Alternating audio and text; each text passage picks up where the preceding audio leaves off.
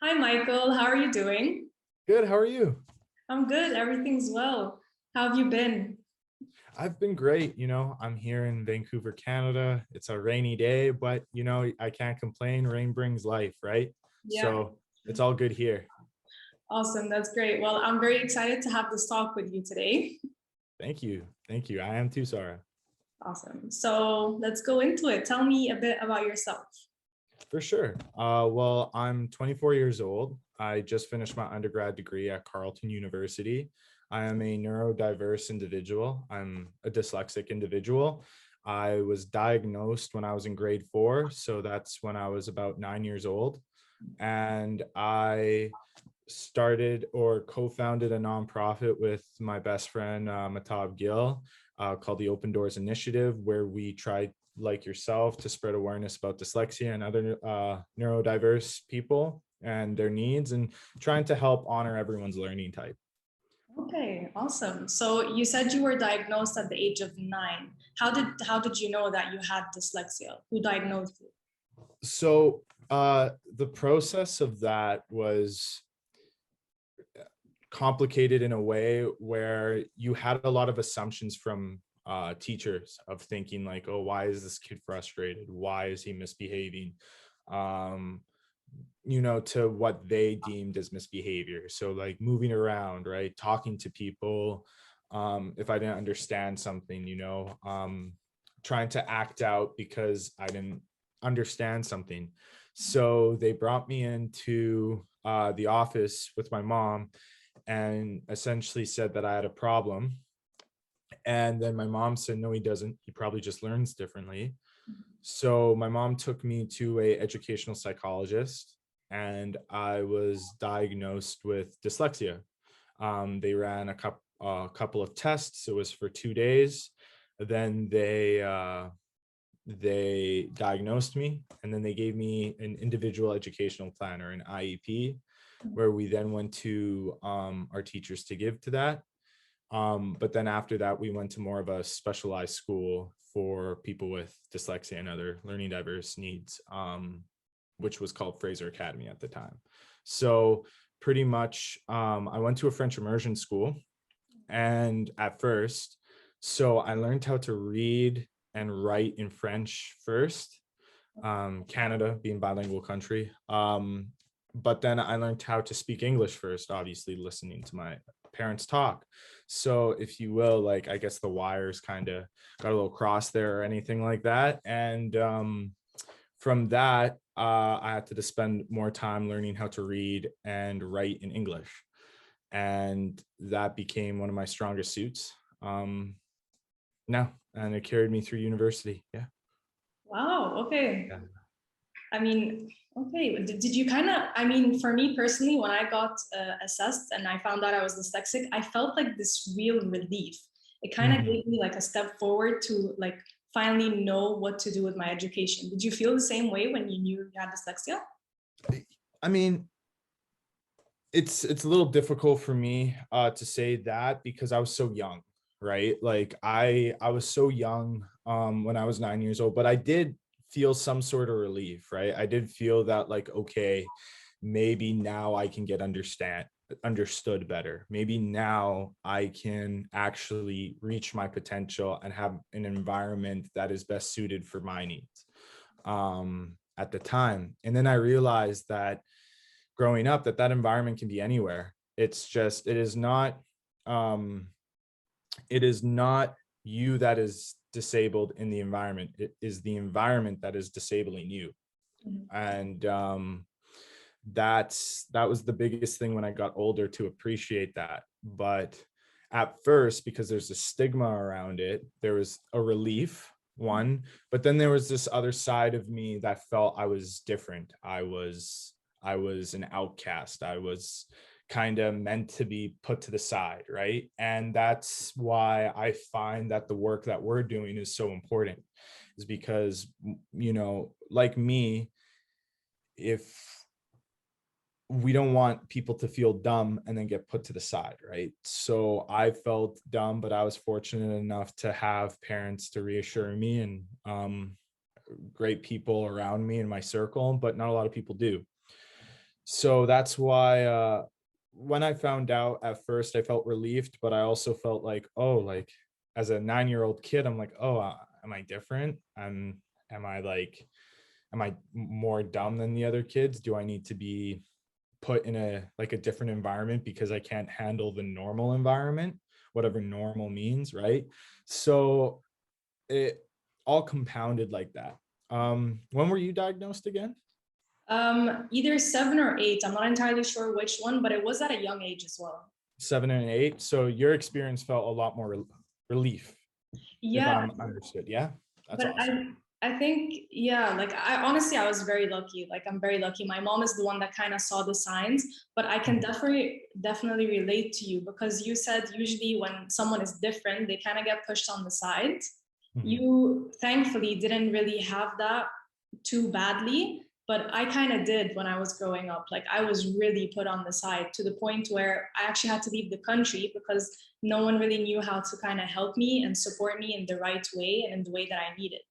So that's something we really do have to change. And I'm really happy that we're both kind of working towards that because people think that different is bad, but in the case of dyslexia, I think different is actually a strength because there are so many positives to dyslexia, and that's what we're here to talk about.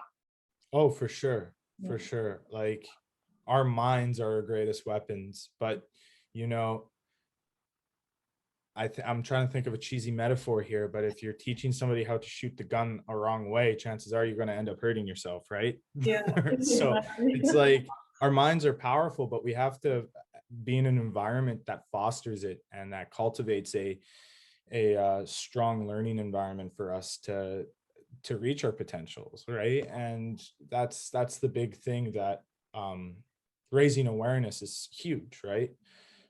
We want to make sure that because it's not necessarily the teacher's fault, they're just taught how to teach because this is the way things have been done, right? So I like to emphasize that I don't necessarily blame. I blame some teachers, obviously, but I don't blame like teachers in general because there is a large misconception and people need to be educated about how we think, right? Which is why this is so important. Yeah, I agree. Yeah, I mean, it isn't all teachers' fault because some of them really just don't know what dyslexia is and they don't have the knowledge or the experience to really deal with a child who has dyslexia. And that's not their fault. They're doing their best, educating like a class of 20 kids themselves. So, Yeah. And in but some cases, at least in like big cities like in Toronto or Vancouver, we've had problems with our teachers getting overloaded. So some classes are like one class, one A class. So it's like A, class B could be 40 kids. So one grade. So let's just say like grade 8 could be like 80 to 100, more than 100 kids, right? That a couple of teachers, only like 3 teachers are handling, right? So it becomes, and then how can they individualize kids' education, like how we, like how neurodiverse people like us are supposed to learn is like through individualizing our education. At least that's the strategies I was taught. And it's hard for them, right? But that's why with this awareness, hopefully there can be a push where, and I know there are some teachers that want to, obviously, but there can be more of an urgency to push this narrative that we need to honor everyone's learning type, that just because you can't see something doesn't mean it's less valuable to like take care of, right? yeah, exactly. Wow, okay. You mentioned you speak 2 languages, so English and French, right? Not fluent in French, but like I understand French. I can't go on the record and say I'm a fluent French speaker, but what I can do is I can read on a solid level. Like at the beginning of this interview, it was like reading and writing is what in French I can do.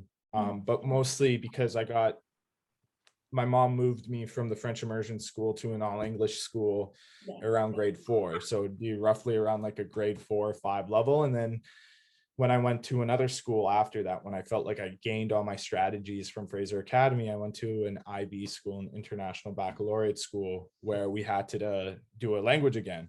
And let me tell you, I was scared, but I did French from grade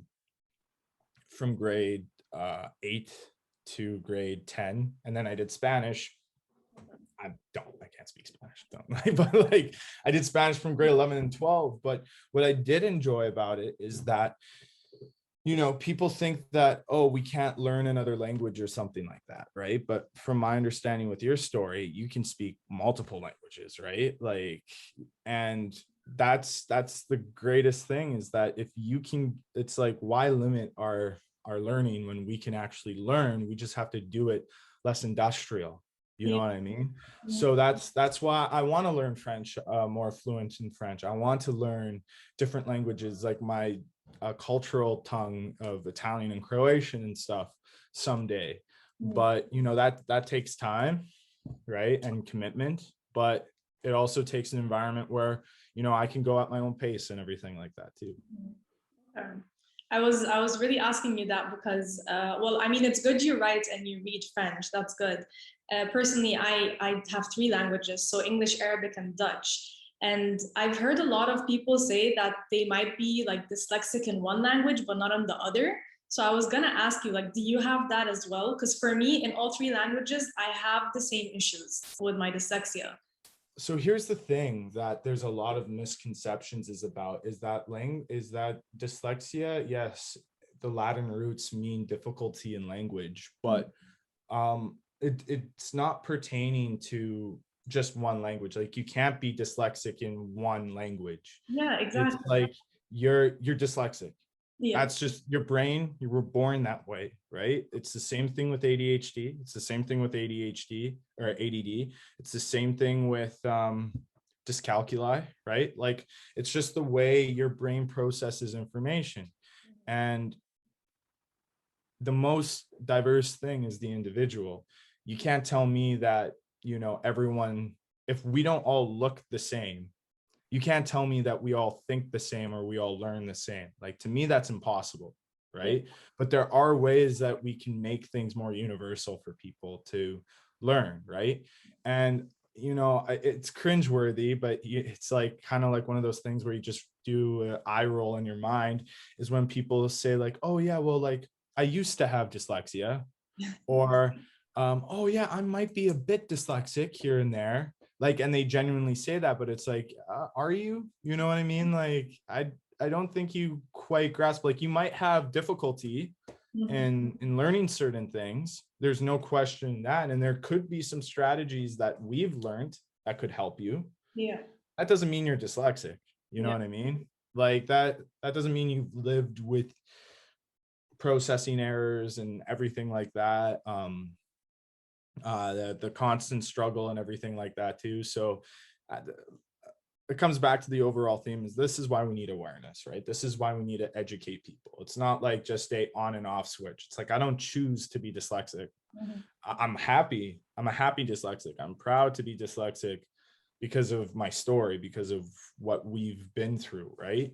But and I don't want to take away, like, usually what I say is that if you feel like you're dyslexic, go seek some help. I can give you some resources. Go seek some help, but don't go around claiming that, you know, you're something, when really there's a whole bunch of people that live with it every day, right? That, you know, I've heard a lot of these as well. I can really relate to you, and that I've even had someone tell me, is it contagious? It's weird what people can come up with. Yeah, like, how is it contagious? Jesus, really? I've never had that one before. That's crazy. It was the first and last time I ever heard that one, but it was weird. Yeah, for sure. Like, oh, what? Get that off me. Exactly. But yeah, you know, like, it's like those microaggressions, right? Yeah. It's those microaggressions that, you know, as a people with an invisible disability go on about. And yeah, that's partly why I wanted to do Open Doors with a nonprofit my buddy and I started, is because in Canada, there are many communities, you know, whether you're settler, indigenous, or certain cohorts of settler populations. Like, if you're Asian Canadian, South Asian Canadian, Indo-Canadian, like African Canadian, right? Like a whole bunch of cultural intersections that happen on the daily here. However, the one thing that people could have in common is that 1 in 5 people are dyslexic, right? Yeah. And there needs to be a overall universal message about this thing. Is like, there's nothing wrong with your kid. Mhm. Like, it's like just because the city doesn't provide a ramp for somebody who is in a wheelchair doesn't make that person unable to get up on those stairs. They might find a way. They might use different skills that they've learned in a ableist society, but at the end of the day, it is society that's not providing for that individual to get up those stairs, right? And it's the same thing that comes with education, like, and then some teachers feel that, I've had the occasional teachers that have said like, oh, I've already done so much for you, or, oh, I don't think you should disclose being dyslexic on your university applications. It's like, why? Oh, chances are you might not get in. And it's like, well, I know, like, my grades are here, it's on paper, numbers don't lie. So why would it be any different from going into university type of thing, right?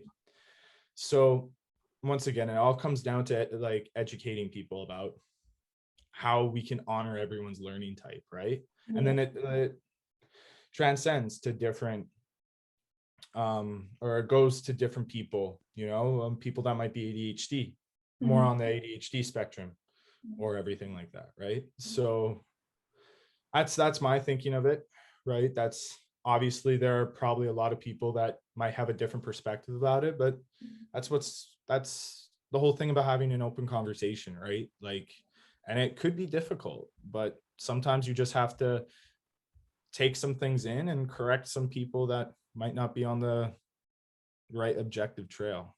Yeah. I mean, yeah, I think every country thinks of it differently, and especially like families. I know for a fact, like in Egypt, I've kind of had this as well. When you have a child and they're in school and they're like a bit slower or they're having a hard time, as a parent and like cultural wise, they just don't want anything to be wrong with the child. For them, it's like, no, it's fine. They'll grow out of it. They just need to study harder.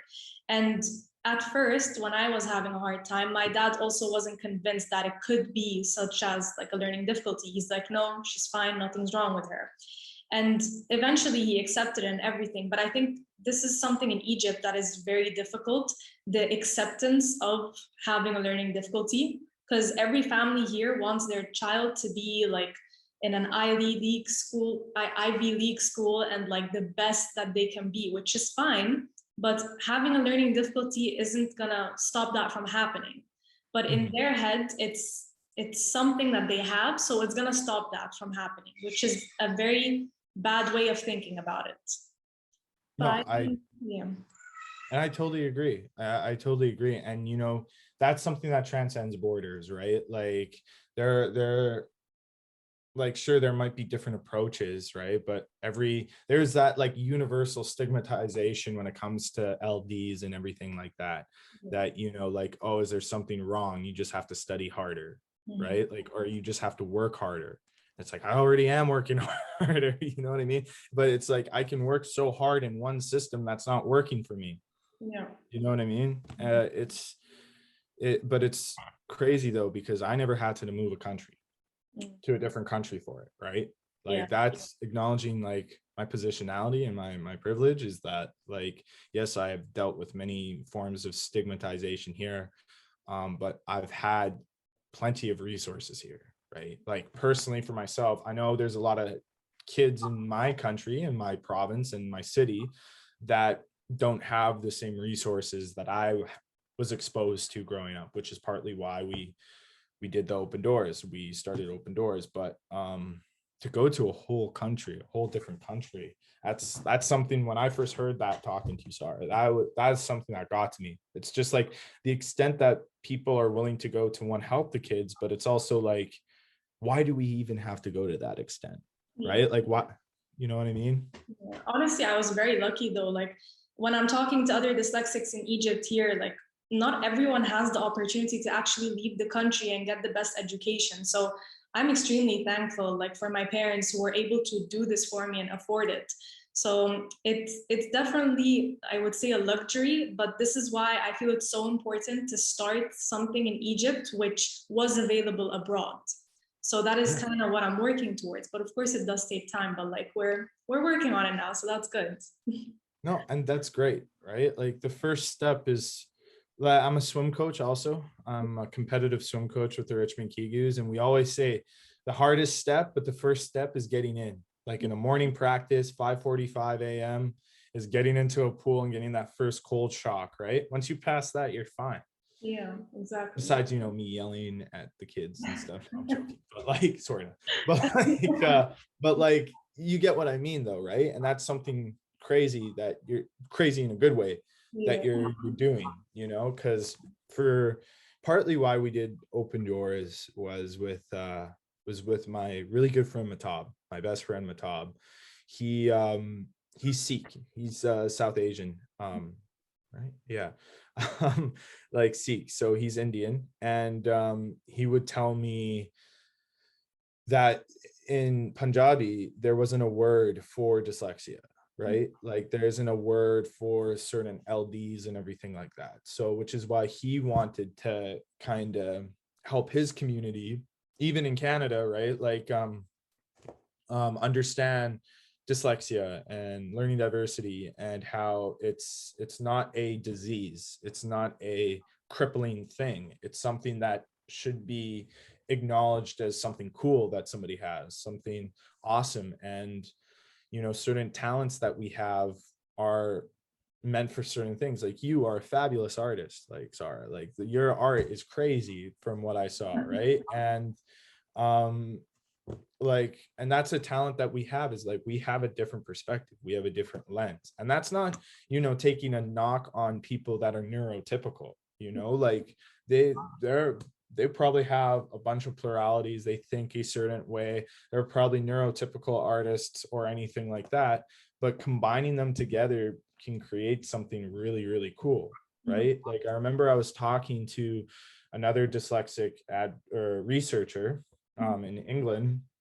She was telling me that you have the explorer and the exploiter, and the explorer is like people like us, people, I guess, that, as she explained it, people that are dyslexic, that or dyslexic or neurodiverse and everything like that, that go out, that want to seek things, that want to like keep exploring, grabbing new ideas and finding these new ideas. And then you have your partner who's the exploiter, which is like, okay, you got one good idea, let's grow it, let's exploit it, let's get every resource that we can into it and grow it. And some of the top software companies like Virgin, like Richard Branson and everything like that, him being the explorer, but you don't think that he doesn't have a team or partners or anything like that helping him out, like, or there's the name's escaping me right now. It's There's on a lot all of the people, there's jerseys. a lot. But like, yeah, the Version is Yeah. the best example. Like you have the one person who has like the idea and then a whole team behind him, like backing him up and actually putting it into like reality, into action. So yeah, I totally get that. Yeah, and that's like, for example, like you doing this is you being the explorer, right? Like you being the explorer. And that doesn't mean we can't be exploiters. I mean, it's a weird word to say, this is just what she said. Like it's something that, like, we just have to find an environment that cultivates our skills, right? Yeah. No, I honestly think what you're doing is great as well. I mean, every dyslexic has their thing, and you're a coach, and as well you have an organization, and like you're really putting it out there, and that's so important. And you said what really kind of like made you start it with your friend was the resources. So what, like for you growing up, what type of resources did you have? What were you exposed to?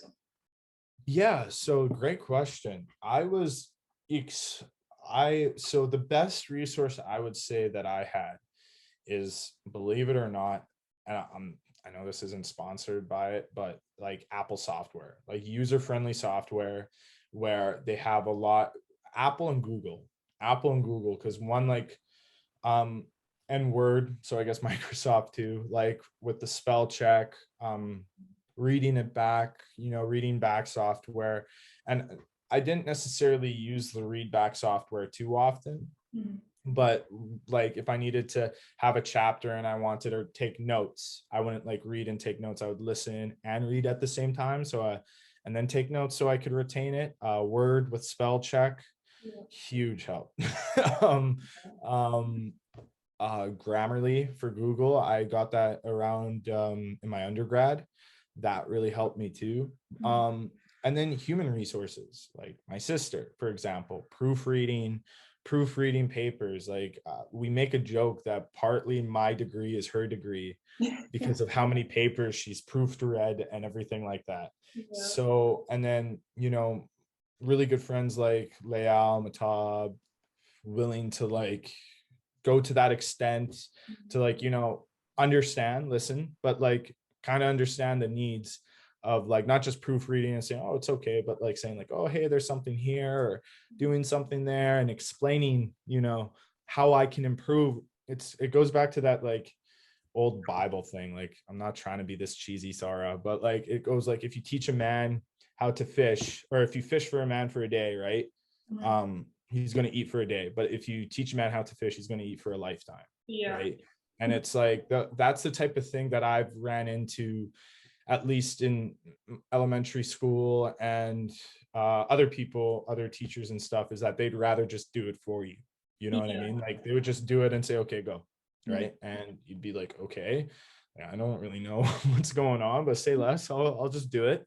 You know what I mean? Like, and then you realize that it's like, oh, maybe I should have understood what was going on. And then my sister Natasha and good friends of mine that were willing to like read stuff and wanting to, they were also really great too. So to sum up the question, it would be my circle, Mhm. great friends that were, and family that were willing to proofread and everything like that, and software, user-friendly software, like for example MacBook. Once I got a MacBook in grade 11, things just changed for me. It was just much easier for me to kind of organize my stuff, Mhm. because with dyslexics we're thinking, right? We're always going, like you put a quarter in it and you got to let it go. Like, so for me, like having like the MacBook, having certain software like Grammarly, there's Read and Write Gold to um help me immensely, right? Yeah. Then also there's like in Vancouver, we have these tutoring centers, which is a lot one-on-one. So like one-on-one, not specific for dyslexia. It's not like, oh, this is a dyslexic center and anything like that, but just tutoring centers that at least provided me with that one-on-one help. Okay. Right. And then that's going back to some tutors willing to explain things. And Mhm. then there are other tutors that didn't quite understand what was going on with dyslexia or all that. I would tell them and they'd be like, oh, okay. And then think that they would just do the work for me. You know Yeah. what I mean? Like, oh, this kid needs the work done. This is why he's coming in and his family's paying, is that they just want me to do the work for him. And it's like, no, I don't, at least not for me. And I know there's a lot of people out there that think that way, that it's like, no, I want to learn. Right? Like, don't tell me I can't learn something. Like, I'm paying you to teach me. I'm not paying you to do the work for me. Yeah. So those one-on-one things really helped. Circle and Centers software. are not part of school though, right? No, so those are Mhm. privately ran companies that do that. And Yeah. then that's another resource, right? Yeah. That is extremely hard for people to get, Mhm. right? Like, people look at North America and they think of instantly the American dream, right? Like, and in a way, sure, you can think of that as being true for some people, but not for all, right? And there are a lot of kids out there where, like in racialized communities, and at least here in Canada, racialized communities, um, like a lot of people that might have only one person making the income in the family, right?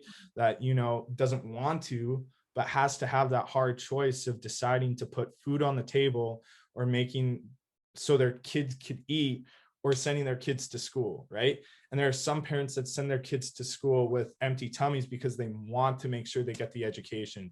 And then, which obviously impacts, and it's not the parents, I'm not saying it's not the parents' fault. I'm saying that because of these certain circumstances, it's hard for these parents to find these resources to help these kids out, right? Like I'll never forget, name drop here, Miss Marshall. We were talking about, so Fraser Academy, I said earlier on in this conversation, is a great school. I like to say that it saved my life, because if I didn't go to Fraser Academy, I probably would be not going, I probably wouldn't have went to completed university. I probably wouldn't have been able to do my master's, or going to go into a master's, without the skills they taught me. And I mean that 100% sincerely. And I remember I was talking to Miss Marshall, and I was like, this is a private school, right? Like under, like, you know, we're all in uniforms, and, you know, like, I didn't know that necessarily dollar figure, but I heard through my parents that this is an expensive school, right? And I remember I was like, why are we doing the food drive?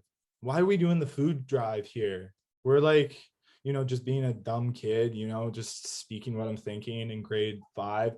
I was like, why are we doing the food drive? We don't need to do the food drive. This is a private school. And she's like, do you know how many people send their kids here and choose to send their kids here rather than have enough food in the fridge because they want their kids to have a good future?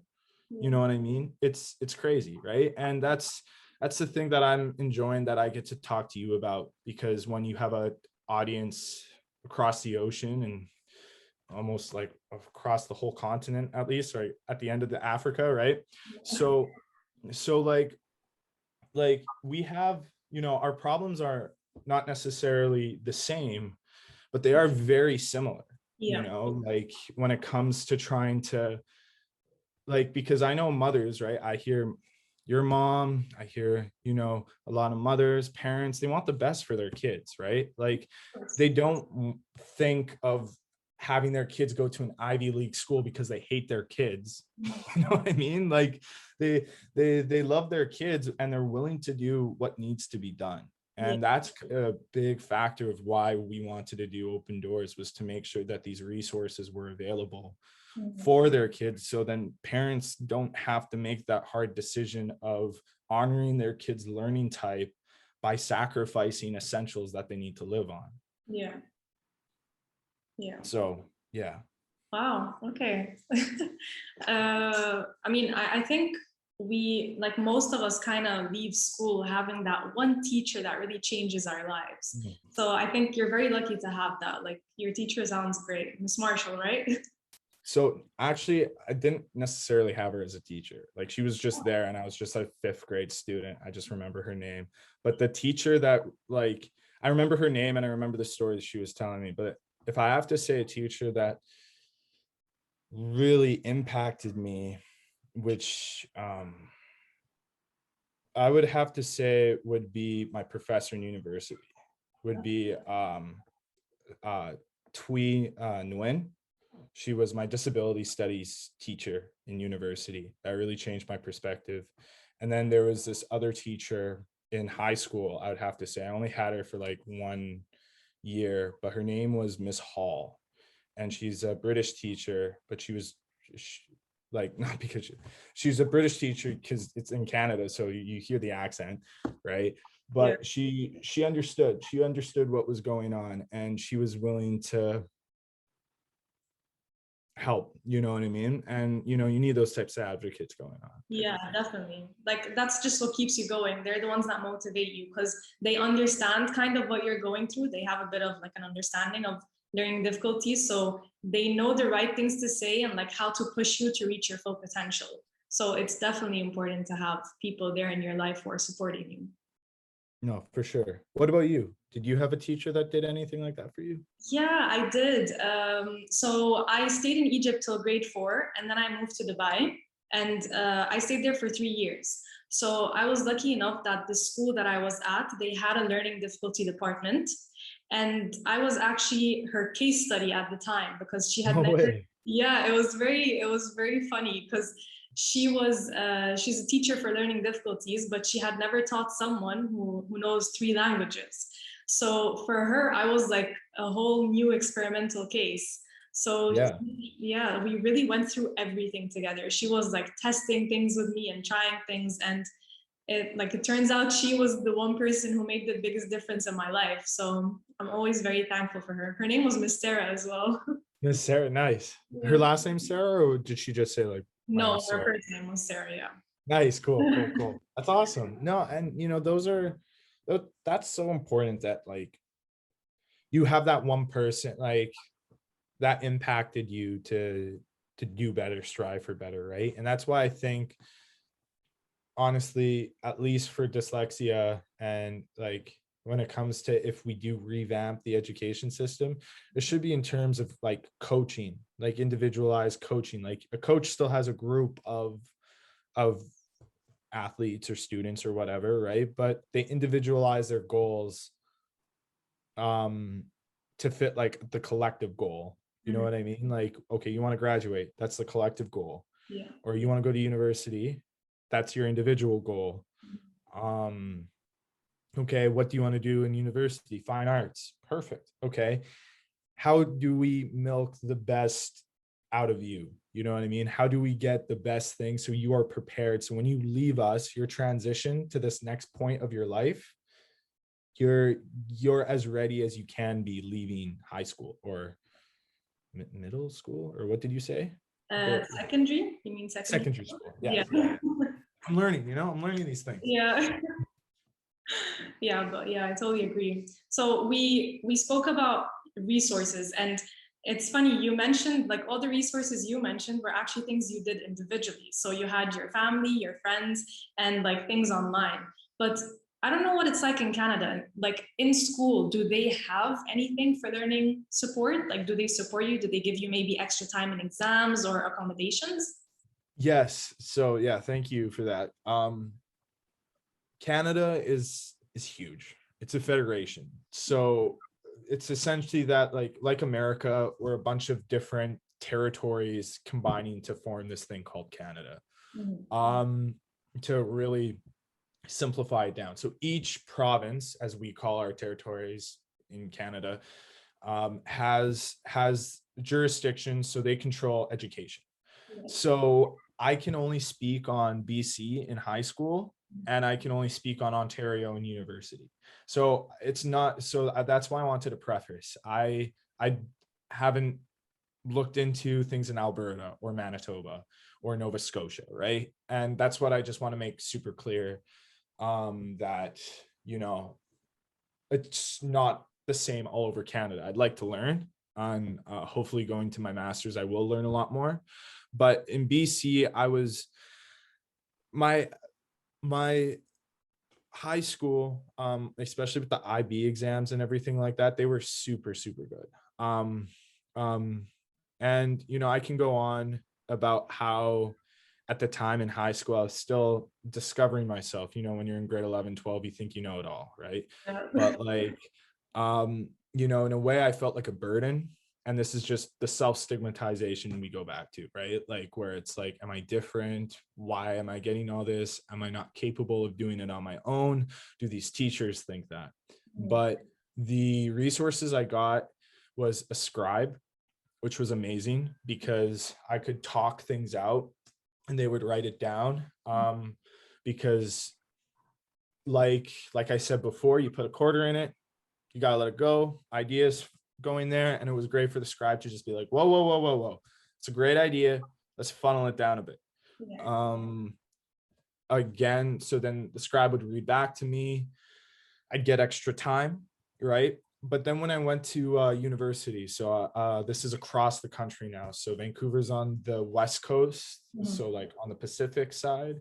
And then Ottawa is our nation's capital. It is in the same province as Toronto, which everyone usually knows, or when you say Canada, people think of Toronto.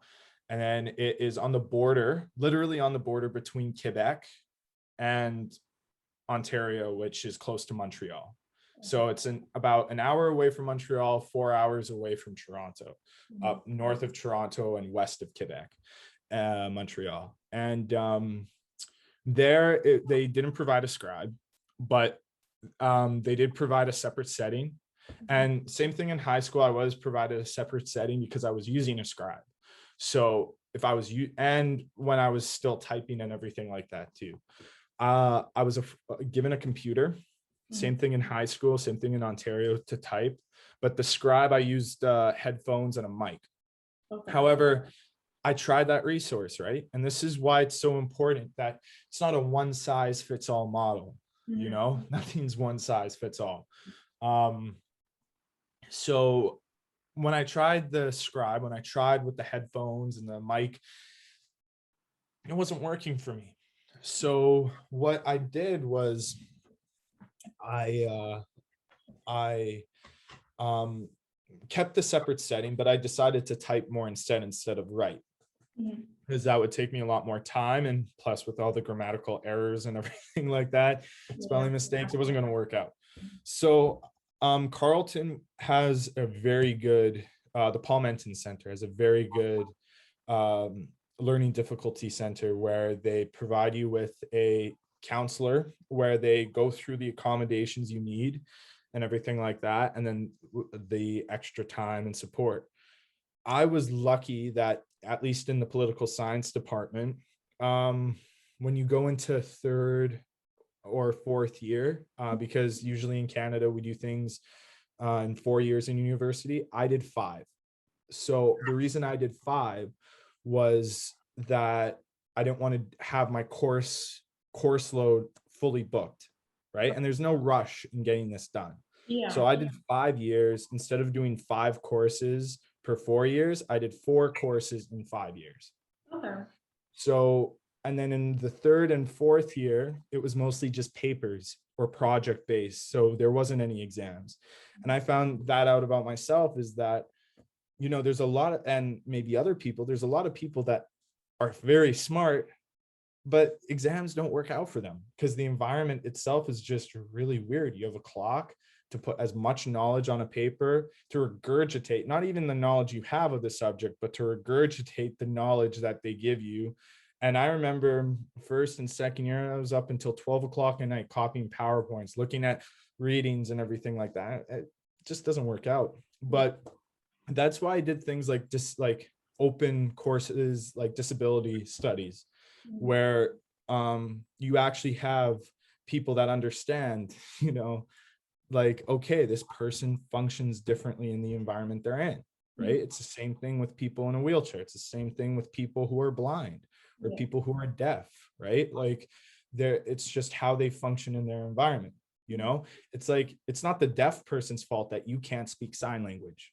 You know what I mean? So it's like, so going to there, I've experienced like, okay, like for example, for my final project, I asked my teacher, Twee, I was like, Twee, do you think I can, instead of doing a massive paper, do you think I can like do a podcast instead? And my podcast was about why women in, and it was more focused towards the global South. So why South Asian women from like Pakistan and India tend to get less diagnosed on rates of men in general, not specific cohort, right? And she was like, yeah, do it up, right? Like those experiences can't necessarily be written down on paper, right? Like how hard is it to encapsulate somebody's experience by writing a paragraph? It's hard, right?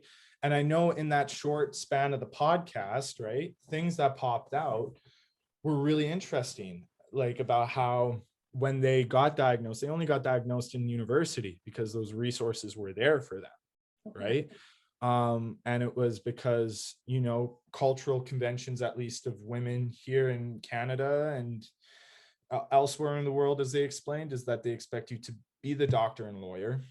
If you're going to university, they expect you to sit still and, you know, act womanly or whatever that means, right? Like, what does that mean? Anyway, like it was great because, you know, you hear them talk about them feeling relieved and them finally understanding about these different resources that are there, right? And, you know, when we're younger, we have think like, and we get exposed to all these resources, I like to make the thing to say that, you know, it's like a buffet. You have all these resources here, right? You have the read and write goal with the microphone and stuff, right? You have the scribe, you have Word, Grammarly, you know, all this stuff, tutoring, right? But then, you know, maybe tutoring isn't working out for you, Yeah. right? So you're like, okay, I don't want that, but at least I tried it. People getting diagnosed late, they're like, oh my God, I have so many resources that can help me. Let me just throw this all on my plate. And then you realize you got your mashed potatoes mixed with your baklava and mixed with your, you know, sushi. And you're like, okay, you know what, this isn't working out here, right? Like all these different types. Yeah, Exactly. not everything works. Everyone is different. So everyone has a few things that might work, and then other things just, they don't work for them. But yeah. No, exactly. So that's why when, you know, you're hearing this out, it's so important to get this awareness out, saying like, if you feel like you have a learning difficulty, if you feel like you are struggling, please don't be your self-advocate. Don't be afraid to find some help or talk to your parents. And if your parents don't understand anything like that, send them to one of our pages. You know, like, send them to one of our pages, or send them to you know, like an institution that might specialize in something like this, right? Like, and if they still don't get it, that's when you have to take matters in your own hands and say, you know what, this is my future we're talking about, and I don't want to screw it up, right? Like, I don't want to feel less than when really I can be more than. Yeah. Wow. Okay. Nice. There's a lot to cover there. Yeah, there is a lot to cover there. I'm sorry, like I said, you put a quarter in it, you gotta let it go. Yeah. Oh, okay. Well, I think Canada's a bit better than Egypt in terms of resources and the kind of support that you're getting. I just have one question out of curiosity. You have centers there with dyslexics, like support. We do. It's more so like we do have schools. However, they're not all on a universal message. Yeah. So like we have one school, I'm not going to say its name, but they believe that dyslexia can be cured. And it's like, that's not true. You know what I mean? But that, I do not want to disparage the strategies they're trying to, of course, they're trying to put forward, right? Because some of them might have their benefits, you know. Some of them might be a little unorthodox, where like I think one of them is like covering one of your eyes to read or something like that. But you know what, hell, it's there for a reason. People are still using it, and it might be helping out quite a bit of kids, right? So that it would be great to have one unifying message of like, this is what we need to do, but at least there are people that are willing to do stuff. Right? I'm assuming that there's not that many in Egypt. We don't have schools for learning difficulties, definitely not, but we do have centers. But my biggest concern in Egypt with centers is like, I'm not gonna say anything really bad, but my issue is a lot of the people teaching there, they don't actually have a certificate to be teaching a learning difficulty child. And I think this is our biggest issue. And of course, because centers, they're kind of like a monopoly here, so they really overprice. But I've noticed that this is everywhere. Like if you have a learning difficulty, you need to be able to afford a child that has a learning difficulty. Like this is the biggest struggle. And this is in a lot of places. No, like for sure, right? And that's why I'm saying like, our stories might be different, but there are similarities to it, right? Like the costs, like there shouldn't, you know, there shouldn't be like a price tag on somebody's like learning, in a sense that it's like, oh, you're born this way, therefore it's going to be more expensive for you. Sorry. Right? So weird. Like, no, I totally agree with that. I agree with that.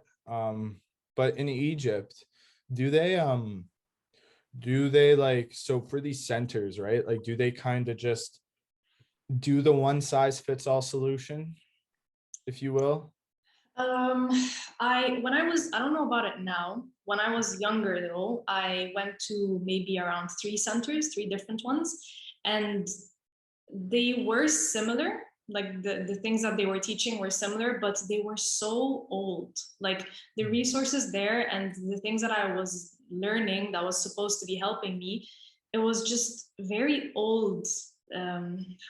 Resources. It was very old resources. Like it wasn't working for me. I needed things like from the time period where I was at. So let's say 2005, we at this point had technology, we had, laptops and computers. So I needed those type of things, and that is what Dubai was able to provide me with. So I had online programs, online games, audio recordings. Those things were great for me, like having a book with me and just having like the tape. These things they didn't have access to in Egypt. And from what I understand, it's somewhat still the same as it was when I was younger. So they might have like developed a bit, but not extremely. Yeah, that's similar here. Like things are developing, but it's more so like it's not in the name of trying to honor people's learning type. It's more so in the way of making life like things simpler or whatever, or like, oh, we got the latest technology or whatever, right? It's never putting people with at least a learning difficulty ahead of the thing. Like this is specifically for that. Yeah, we have some companies that might focus on that, but realistically, and in a way rightfully so, I understand that it's more of a universal approach, but we're not asking necessarily for special treatment. Yeah. We're asking for people to just understand that there are people like us who learn different from us that need to Just learn a different way. yeah, exactly. We just need a few extra things that, other people might not need, but like we need it. We need it in order to actually go through high school, go through secondary or like primary, everything, and just graduate and hopefully go to university. So Yeah, or you know what? Maybe if university is not your thing, right? Like at least here in Canada, we push the narrative of going to university is great. And it's great if you want that. If you want that. yeah. Some people are meant to be in the trades Mhm. and some people are meant to be hands-on learners, right? But then they get into the trades too late because they feel that they either have to go to university or they're just not good enough to do anything Yeah. else then and then not even attempt it, or there are some people that prefer to go into another avenue of learning, right?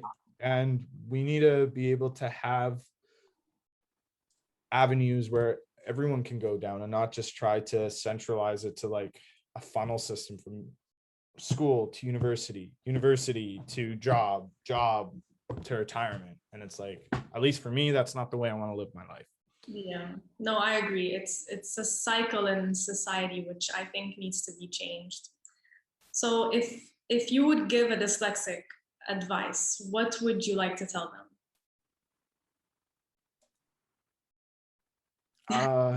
Wow. I would say that be your self-advocate, Yeah. be your own self-advocate. Because there will be times where the people closest to you might not see eye to eye with you, with what you want to do with your life or with how you want to get to your goal, right? So be your own self-advocate. Don't be afraid to ask for help.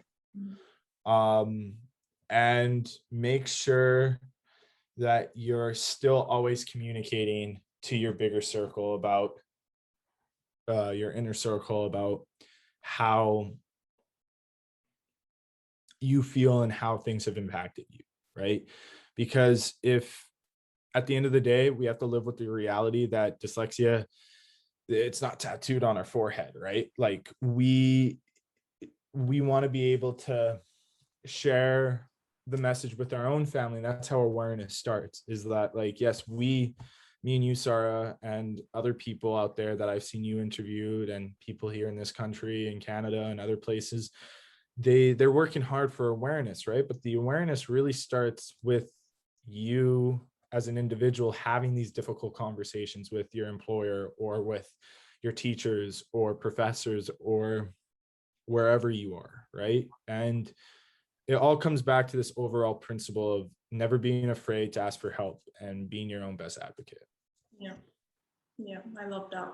It's very true as well. You have to, you know, if you want something, you have to do it yourself. No one's going to do it for you. So For definitely. sure.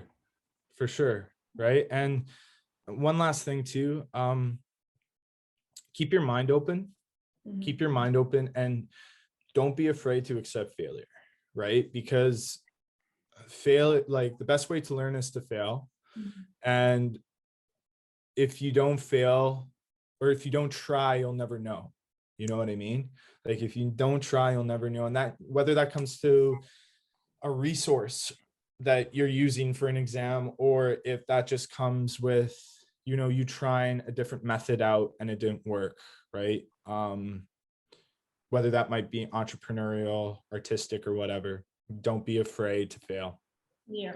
Because that fear is corrosive and it could create resentment with yourself. And that's when things start to really get bad for people, right? So always be true to yourself and never be afraid to fail, because if you don't try, 9 times out of 10, you'll regret not trying.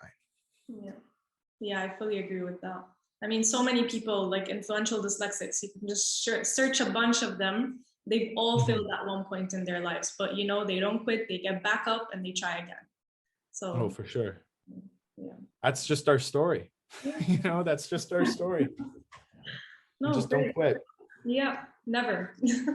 Awesome. Well, thank you, Michael. I really loved our talk. Thank you so much for sharing your story. And if anyone wants to reach out to you, it will be on your page, Open Doors Initiative, right? Yeah. Yep. We'll talk about that later on in another interview, another talk. But Yeah, yeah, I really enjoyed our talk today. Thank you. Thank you, Sarah. And I'm really excited to introduce you to Matab. Yes. I really am. I'm very excited to meet him as well. Awesome. All right. See you soon. See you soon. Bye.